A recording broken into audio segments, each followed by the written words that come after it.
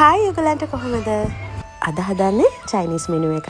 Egg fried rice එකත් එක්ක vegetable chop suey, ඉස්සෝ devil සහ චයිනීස් චිලි පේස්ට්. වස විස MSG කිසිම දෙයක් නැතුව සාමාන්‍ය අමුද්‍රව්‍ය විතරක් පාවිච්චි කරලා අපි අද මේක හරියට රහට හදාගමු. මේ තියෙන චොප්සි එකේ ප්‍රධාන අමුද්‍රව්‍ය එළවලු ජාති. මීට අමතරව ඔයගලන්ට බේබි කෝන්, මෂ්රූම්, බැම්බු ෂූට්ස් නැත්නම් උණ බොඩ වගේ දේවලුත් මේකට දාන්න පුළුවන්. චිලි පේස්ට් එකට මම ඉස්සෝ ඔලු රෝස්ට් කරලා දානවා. මේක හොඳට පිරිසිදු කරගන්න ඕනේ. දන්නවනේ ඉස්සගේ ඔළුවේ තමයි ජරාව තියෙන්නේ. ඉතින් ඒක නිසා මෙන්න මේ විදිහට කීප වතාවක් වතුර දාලා හොඳට මිරිකලා ඇතුලේ තියෙන වයිලියට එන විදිහට හොඳට හොදන්නවා. මේකට කූණ ඉස්සෝ දාන්නත් පුළුවන්. නමුත් ඊට වඩා මේ විදිහට ඉස්සෝ දාපුවාම රස සුවඳ වැඩි. ඊට පස්සේ මම නම් ඒ ටික අවනිකේ දාලා තමයි බේක් කරගන්නේ එයාර් ෆ්‍රයර් මෝඩ් එකෙන්. නමුත් ඔයගලන්ට නිකන් අවන් එකේ වේල ගන්නත් පුළුවන්. මේක අවුවේ වේල ගන්නත් පුළුවන්. හොඳට කර වෙන ගානට වේල ගන්නයි ඕනේ. චිලි පේස්ට් එකට අවශ්‍ය අනෙක් දේවල් ඉඟුරු, සුදු ලුණු, බී ලුණු ගොඩ මං අරන් තියෙනවා. ඊට අමතරව අපි බේක් කරගත්තු ඉස්සෝ එක, සීනි, ලුණු. ඉස්සෝ ටික හොඳට කුඩු වෙන්න අඹර ගන්න ඕනේ. මෙන්න මේ වගේ හොඳට කුඩු කරගන්න. චොප්සි එකට එළවලු වලට අමතරව කෝන් ෆ්ලවර් දාන්න ඕනේ වතුර දිය කරලා. චිලි පේස්ට් එක තමයි වෙලා යන්නේ. ඒක ටිකක් බැදෙන්න වෙලා යනවා. ඒක නිසා අපි ඒකෙන් වැඩේ පටන් ගමු. තෙල් ටිකක් ලිපේ තියලා හොඳට රත් වුණාට පස්සේ මම අද ඉස්සෝ ඩෙවිල් එකක් හදන නිසා ඉස්සෝ ටික බැදගන්නෙත් මේ තෙල් එකෙමයි. එතකොට හොඳට රස එනවා. මේ ඉස්සෝ සුද්ධ කරගත්තේ මෙන්න මේ විදිහට මේ උඩ පළලා ජරාව අයින් කරලා තියෙන්නේ. නැත්තම් ඉස්සව කොච්චර හේදුවත් ඒව අයින් වෙන්නේ නැහනේ. උඩ පිහියකින් පළලා මේ විදිහට අයින් කරගන්න ඕනේ. මම ඒකට ලුණු ටිකක් දාලා තමයි බැදගන්නේ.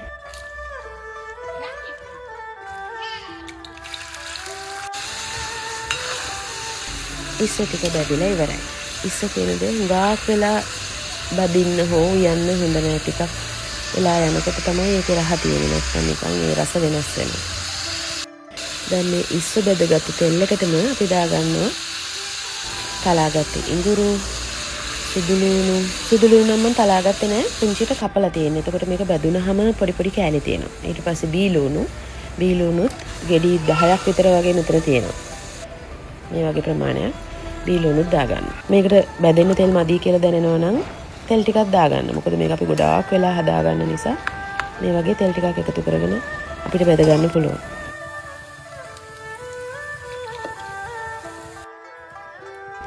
මුලින්ම මම ෆ්‍රයිඩ් රයිස් එක හදාගන්න හදන්නේ.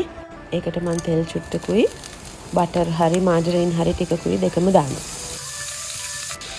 චයිනීස් කෑම කිසිම එකක රස හරියට එන්නේ නැහැ ඉඟුරුයි සුදු ලුණුයි හරියට දැම්මේ නැත්තම්. ඒ නිසා ඔන්න ඉඟුරු සුදු ලුණු කපලා තීරු විදිහට පොඩියට කපලා දාගත්තා. ඊට පස්සේ බිත්තර මම වෙනම භාජනයකට කඩලා ඒක මික්ස් කරගෙන තමයි මේකට දාගන්නේ. ඉඟුරු සුදු ලුණු ටික හොඳට බැදිලා තියෙන්නේ. මේකට දැන් අපි බිත්තර දාගන්න තමයි හදන්නේ. ෆ්‍රයිඩ් රයිස් එකට සමහර අය MSG දානවා, සුප් කැට දානවා. ඒ මුකුත් දාන්න ඕනේ නැහැ. ඔයගලන්ට චිකන් රස ඕනේ නම් බත් එක ඉදෙනකොට වතුර වෙනුවට චිකන් ස්ටොක් නැත්නම් චිකන් තඹගත්තු වතුර වලින් හදන්නකෝ. බැදලා ඉවරුනාට පස්සේ බිත්තර ටික ආපහු මම අයින් කරගන්නවා මේ විදිහට. මම ඒක අන්තිමට ආයෙකතු කරන්නේ. දැන් මේ එළවලු ටික මම ඔක්කොම එකටනේ දාගෙන තියෙන්නේ. ඔයගොල්ලෝ කපනකොට වෙනම තියාගන්න. එතකොට ගන්න ලේසියිනේ. ගෝවා, කැරට් සහ ස්වීට් කෝන් කියන ඒවා තමයි මුලින්ම මම බැදගන්නේ. ඊට පස්සේ තමයි ලීක්ස් දාන්නේ. ලීක්ස් අන්තිමට දාන්නේ. ඒක නිසා ඒක වෙන් කරගන්න පහසු වෙන විදිහට තියාගන්න. නැත්තම් මේ මට වගේ අකරතැබ්බයකට මුණ දෙන්න වෙයි. ඔව් ගෝවා දාන්න ඕනේ ෆ්‍රයිඩ් රයිස් එකට. හරි රසයි ගෝවා දාපුවහම.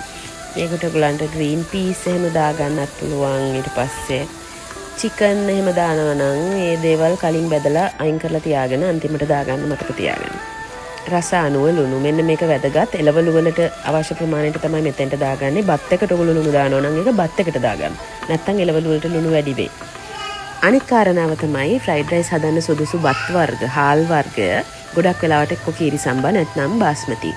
මේ කියන කොයි එක ගත්තත් බත ඉදෝගෙන තරමක් හුමාලය යන්න අරින්න ඕනේ.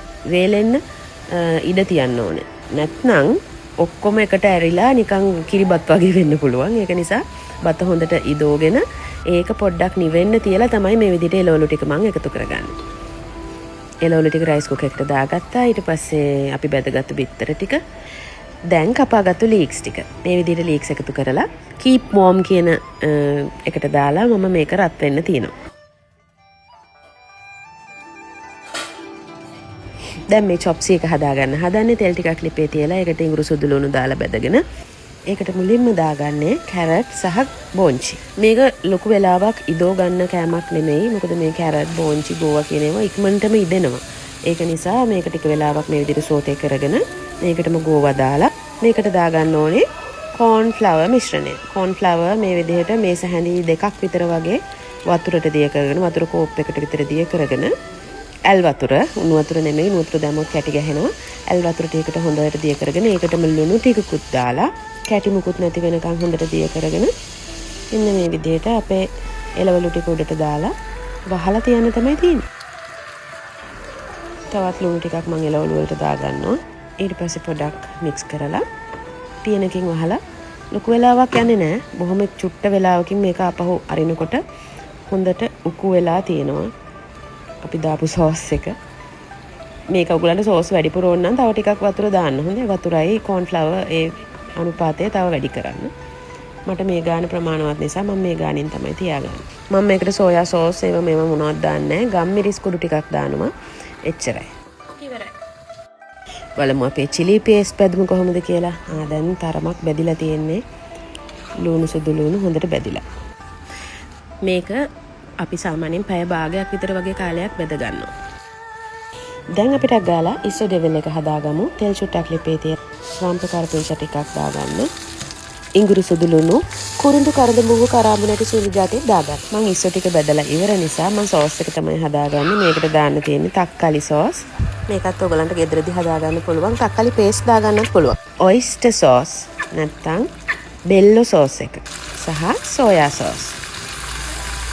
ඉන්න මේ කියන දේවල් තමයි ඩෙවිල් එකට දාන සෝස්. ඒකටම මම කෑලි මිරිසුත් දාගන්නවා. මේ ඩෙවිල් එක ඔයගලන්ට සොසේජස් වලින්, චිකන් වලින්, මාළු වලින් ඕනම දෙයකින් හදන්න පුළුවන්. මස් මාළු කර නැති කෙනෙක් නම් බිම්මල් වලින් හදන්න. මේකට දාගන්න එළවලු ಜಾති, මාළු මිරිස්, තක්කාලි, අමු මිරිස් සහ බීලුණු ලොකුවට කපලා දාගන්නේ. මේක වැඩි වෙලාවක් හදාගන්නේ නැහැ. සෝස් එක තමයි යොදව ගන්න ඕනේ. ඊට පස්සේ මේ වගේ මේ දේවල් දාලා මික්ස් කරගන්න එක තමයි සහ රස අණු ලුණු, සීනි එකතු කරගන්න එක තමයි කරන්නේ. මට හිතුණා සෝස් මදි කියලා මම සෝස් ටිකක් තව දාගත්තා. ඊට පස්සේ සීනි, ඊට පස්සේ ලුණු. එච්චරයි. ගොඩක් චයිනීස් කෑම වලට සීනි දානවා. ඒගොල්ලන්ගේ ලාක්ෂණික රස එන්න ඉඟුරු සුදු ලුණු, සීනි කියන දේවල් අනිවාර්යයෙන්ම දානවා. හරි ඔන්න ඩෙවිල් එකත් හදලා ඉවරයි. ඒකෙත් රස ගානට තියෙනවා.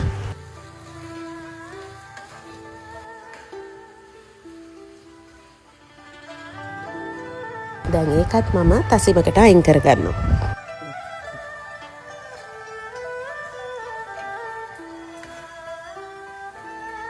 chili paste එකට ඔන්න දැන් ලුණු බැදිලා ඉවරයි. මම දාගන්නවා කෑලි මිරිස්. මගේ රෙසිපි එකට නම් මම කෝප්පයක් විතර වගේ දාගන්නවා. ඒ ටිකත් බැදුනට පස්සේ මේකට දාගන්නේ සීනි, ලුණුයි. සීනි ගොඩක් දාගත්තාම රසයි. මමත් කෝප්පයක් විතර දාගන්නවා ලුණු රස අනුව. අන්තිමට අපි කුඩු කරගත්තු ඉස්සෝ ටික. නැත්තම් ඔයගොල්ලෝ දානවා නම් කූනිසෝ කලින් තෙලට දාලා බෙදගන්න.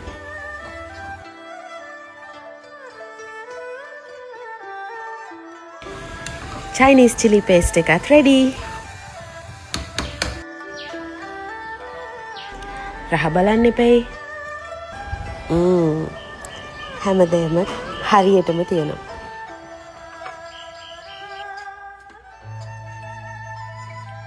දැන් අපි සර්ව් කරගමු. මේ විදිහට බත හදාගන්න කැඩුණු කීරි සම්බා හරි කැඩුණු බාස්මති කියන හාල් වර්ගත් හොඳටම ගැලපෙනවා.